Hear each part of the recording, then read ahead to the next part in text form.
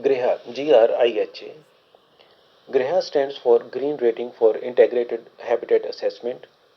GRIHA एक tool है जो कि बिल्डिंग्स को उनकी इको फ्रेंडलीनेस के बेसिस पर 1 से 5 स्टार की रेटिंग देता है। इनको 1 से 5 स्टार की स्केल पर मेजर करता है। यह टूल टेरी द्वारा डेवलप किया गया था। TERI stands for the energy and resource institute. ग्रेहा टूल को Indian ministry of new and renewable energy द्वारा as India's national rating system for green buildings adopt किया गया है। मीन्स के जो इंडियन गवर्नमेंट द्वारा जो ग्रीन बिल्डिंग्स हैं उनको उनकी इको फ्रेंडलीनेस के बेसिस उनके इको फ्रेंडलीनेस के लिए ग्रेहा टूल्स के बेसिस पर रेटिंग दी जाती है। और ग्रीन बिल्डिंग्स की अप्रोच इस पर बेस्ड होती है कि बिल्डिंग एनर्जी और वाटर का ऑप्टिमम यूज़ करे तथा जो कंस्ट्रक्शन तथा उसके ऑपरेशन मतलब बिल्डिंग के यूज़ के दौरान कम से कम वेस्ट जनरेट हो। और ये कंसेप्ट हर एक पर्सन की वेलबींग पर एम्फेसिस देता है। मींस ना सिर्फ बिल्डिंग में रहने वाले पर्सन की वेलबींग पर बल्कि बिल्डिंग्स को बनाने वालों की वेलबींग्स भी कंसिडर करता है। एक परफेक्ट गृह बिल्डिंग के लिए following conditions must be met. मतलब कौन सी कंडीशंस होनी चाहिए जो किसी बिल्डिंग को परफेक्ट गृह बिल्डिंग बनाती हैं। एक तो यह है कि आपकी बिल्डिंग्स का जो साइट प्लान है वो सिटी के मास्टर प्लान के अकॉर्डिंगली होना चाहिए। ये सिटी के मास्टर प्लान से बाहर नहीं होना चाहिए। Secondly, you must protect the agricultural land and trees on construction site. Third is के बिल्डिंग के around top soil must be preserved और बिल्डिंग कंप्लीट होने के बाद उसे लैंडस्केपिंग के लिए यूज़ किया जाना चाहिए। अनदर थिंग इज के बिल्डिंग बनाते समय आपको इस बात का ध्यान रखना है कि बिल्डिंग कंस्ट्रक्शन के समय कम से कम एयर पोल्यूशन हो।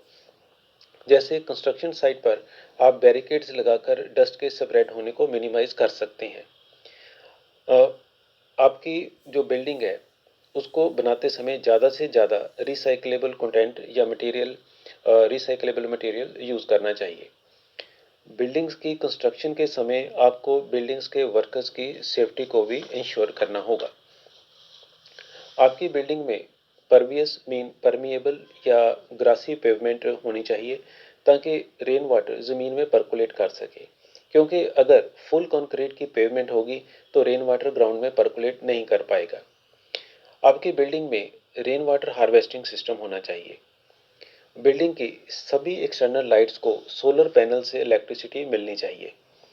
वाटर की वेस्टेज को कम करने के लिए बिल्डिंग की जो टॉयलेट्स हैं उनमें efficient water saving flushing system होना चाहिए। हॉट एरियाज में गृह बिल्डिंग्स इस प्रकार से डिज़ाइन की जाती हैं कि कम से कम हीट बिल्डिंग्स में एंटर हो। बिल्डिंग्स में शेडिंग एरियाज तथा ग्लास का स्मार्ट यूज़ इस प्रकार से किया जाता है कि बिल्डिंग में सनलाइट तो एंटर होती है पर यह मिनिमम हीटिंग इफेक्ट कॉज करती है।